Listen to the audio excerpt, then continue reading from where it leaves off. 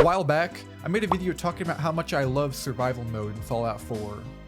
I got a lot of comments on that video telling me that the game mode was just too daunting and intimidating to get into. To a certain degree, I completely agree with this. The game doesn't really do a good job at explaining survival mode, and I could see it being a real turnoff for new players. On the other hand though, survival mode is actually pretty simple once you get into it. That's why I decided to make the definitive guide for Fallout 4 survival mode. Whether you've never touched the mode in your life, or have hundreds of hours in it like I do, there should be plenty of helpful information here for everyone. Alright, so if you're completely new to survival mode and know nothing about it, I highly recommend you watch that first video linked here. It breaks down a bunch of the game's mechanics that are changed and overall just explains the game mode in much more detail. I'm going to be separating this video into chapters revolving around specific topics like combat, health, etc. Lastly, I'm by no means saying that this is the only way to play the game, or even the right way. I put hundreds of hours into the game mode, and these are just a few tips and tricks I've picked up along the way.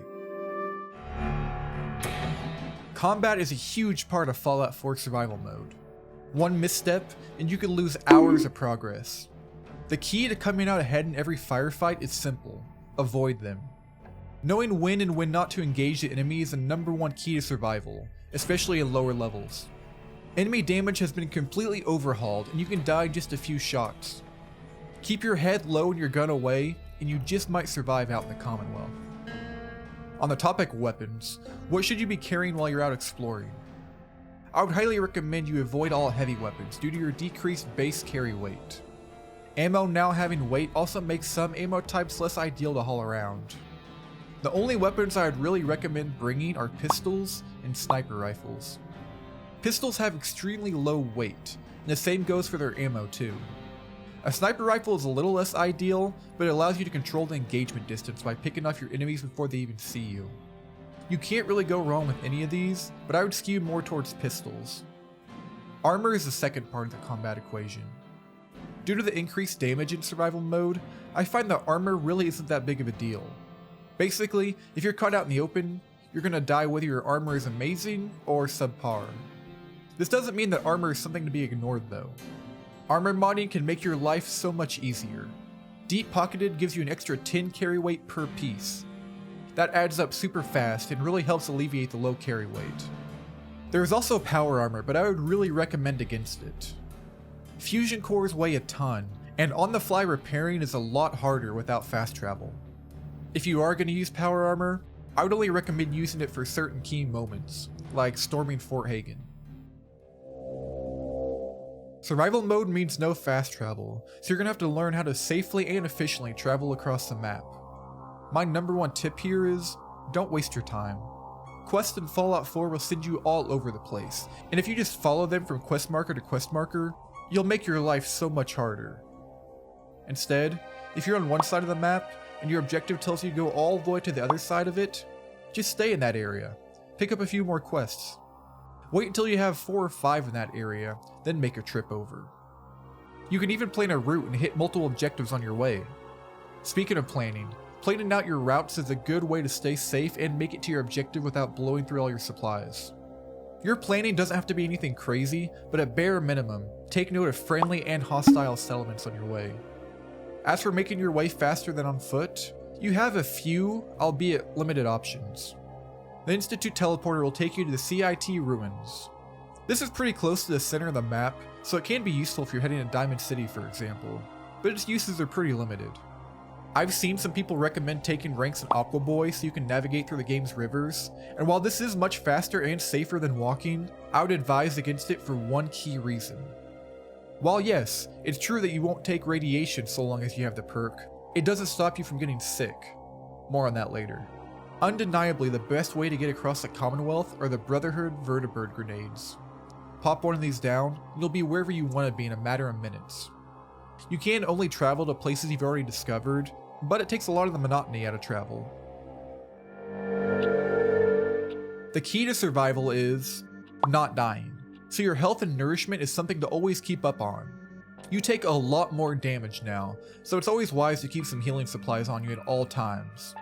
Stim packs now have weight, so you can't go around hoarding 200 of them like you do in base game. They also take a much longer time to fully heal you, and using one makes you dehydrate. This means you can't really go around using them in open combat and expect to survive very long. My advice is take time between firefights to ensure that you're in good shape. If you're in an emergency, take cover and pop a stim pack or two. There's more to keeping yourself well than just your HP. Survival mode added 6 different diseases in the game, and these can do anything from make AP regenerate 50% slower to increasing incoming damage by 20%. Diseases can be caused by eating raw food, drinking irradiated water, or attacks from irradiated creatures. These can be absolutely debilitating, so it should be priority number 1 to get these resolved immediately. There are only 2 ways of curing a disease: using antibiotics or getting healed by a doctor. Due to the scarcity and high price of antibiotics, using a doctor is definitely the preferred method. I'd still recommend carrying some on you for the times when you're in a pinch and really need it.